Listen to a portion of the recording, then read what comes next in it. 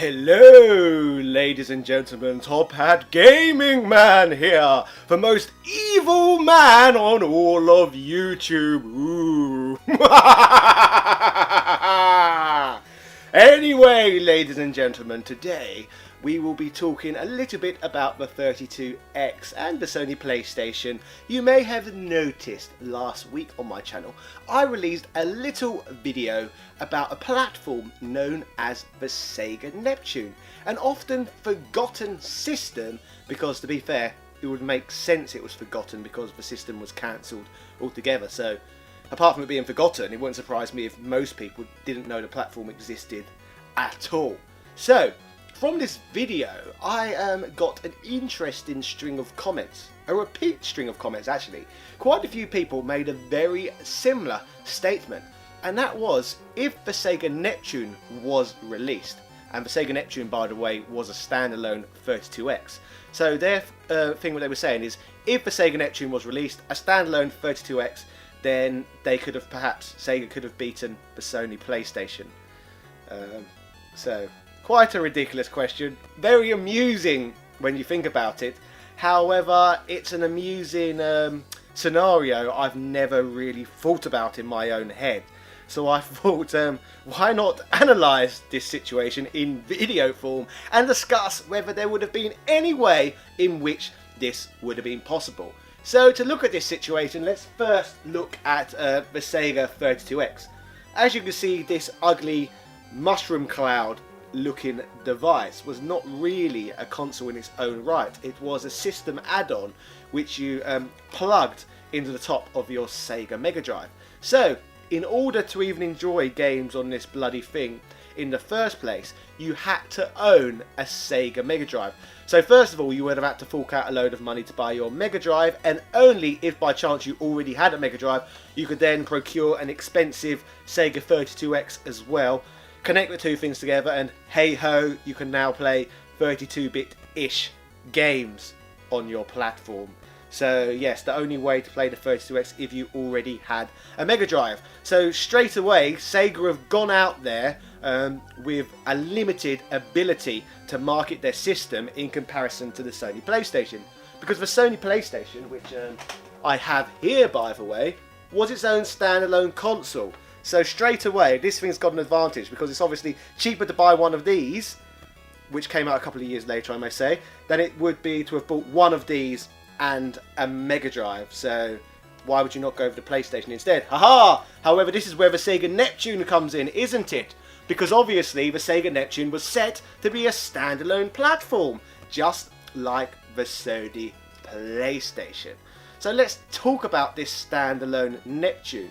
The Neptune was set to come out around the same time as the Sega Saturn, so therefore Sega are intending to launch two different 32-bit systems simultaneously. I suppose the big upside to the Neptune was the fact that it would have been backwards compatible with your Mega Drive, so you would have been able to play your old library of Mega Drive games, which personally I can see the appeal for that. I remember as a child looking towards the release of the upcoming Nintendo Ultra 64, and I remember actually thinking to myself at the time, I really like my Super Nintendo, and I really like the games on it, and it's going to be really weird buying a new system and taking the Super Nintendo out from underneath my telly and putting a bloody new one in. What's going to happen to my games? Am I just going to stick them into a cupboard forever? Well, in fact, I was wrong about that because I've still got my Super Nintendo underneath my television set to this very day, and it still works very well, so I can see the appeal of a backwards compatible system at the time, because the 16-bit era was amazing, wasn't it? Mega Drive versus Super Nintendo, has it really gotten any better and more interesting than that? Because personally, I think the answer is no. But saying the 32X, or Sega Neptune, depends what you want to call it, could beat the Sony PlayStation, is that just plain preposterous? Let's think about that. You've got the Sony PlayStation, haven't you? This thing had some of the best marketing what ever been done for a games console. Nothing had ever been done like it. Let's take Sega again, for example. Their main markets were children and teenagers as well. You remember in America they had Sega does what Nintendo don't and all nonsense like that. They tried to look really hip and radical 90s and blah blah blah, you know what I'm talking about, all that nonsense. Sega on the other hand, they were trying to appear slightly more mature. Sega, did I say Sega? Sony on the other hand were trying to appear slightly more mature. They was trying to market their system to an even wider audience, adults included, like fully grown men were playing Sony PlayStations in the masses. So straight away, this thing cast its net a lot further than Sega ever intended to in the first place. And now let's take something else into the scenario as well. Next we've got the Sega Saturn, Sega's other 32-bit platform. Why would you particularly want the weaker 32-bit platform than the one that can play optical discs? The great one, you know what I mean, the Sega Saturn. To this day, the Sega Saturn has an absolutely amazing library of games. And in order for the Neptune to have really succeeded in any capacity, I suppose you would have had to cancel the 32X, just release the 32X as a standalone system, and then cancel the Sega Saturn altogether. So really, the only way the 32X could have succeeded is as the Neptune, and if you cut the Sega systems both sides of it, even know what I mean. So you'd have to eliminate the Sega Saturn, and then I suppose the Nintendo 64 as well. You'd have to eliminate the Nintendo 64 for it to be able to compete with the PlayStation, because really, if the Neptune was around, the Nintendo 64 would have done a similar sort of thing, but just plain better. The Neptune, or 32X, depending what we want to call it, and the Nintendo 64 both featured this: cartridge bloody based games. And the fact that the Nintendo 64 used cartridges rather than CDs is, to me, one of the very main reasons why Sony absolutely obliterated Nintendo in the sales. Because to be fair, cartridges, yeah, you know, cartridges were an outdated storage medium by that point in time. You could only store a limited amount of data on these things compared to what you could get on the Sony PlayStation.